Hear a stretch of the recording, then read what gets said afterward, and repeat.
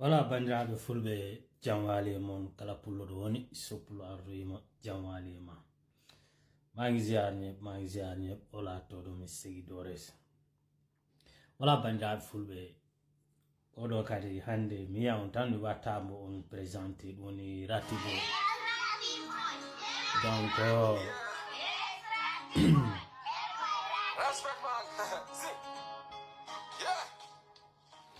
mbawreni de ko yettere Allah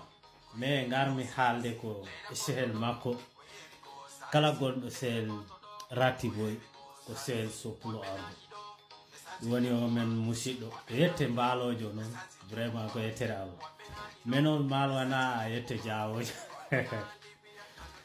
donc vraiment ko yettere Allah no gandi toujours soppulo ardo wiya on ɗaɓɓen toujours mo jikkodirde yimɓe no waɗi fayida surtout won yimɓe min oɗo Ratiboy mboɗo andi o kam ko neɗɗo mo gandanɗa hoorema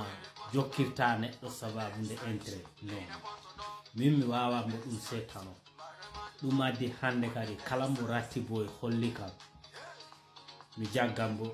duuɓe sappo ɗo Ratiboy jaggimboɗo ɓay mi anda on ɗon neɗɗo kadi wona neɗɗo bolle puyɗeji hande hoko ɓuuri yakkude aduna o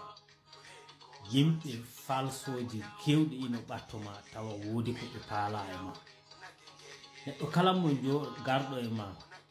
yaha rek haala ma ko boni on wona giɗo ma donc mbalojo mine yiyama Ratiboy vraiment mbo jarama mbo weltanoma mbo ñaganoma jam e cellal e famille ma he dandama feere gaño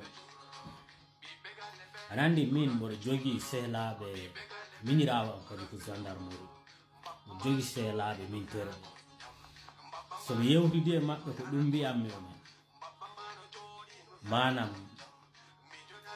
obligation mo ƴettu on no manam engagement mo ƴettu on no risque gonɗo hen sababu nde yimɓe ɓe kono wona ɓen yimɓe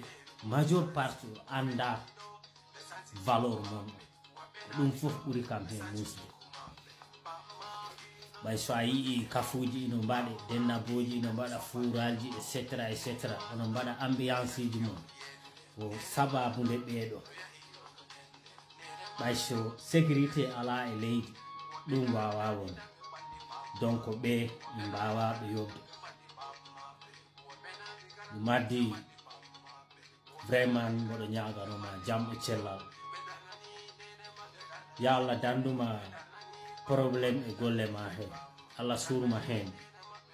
pama min e Ratiboy vraiment minen beltanima no fewi ganda Ratiboy ko neɗɗo moƴƴo ɗuma fo Ratiboy ari a yi kam soppulo ardo oɗo ko neɗɗo am vraiment ko neɗɗo moƴƴo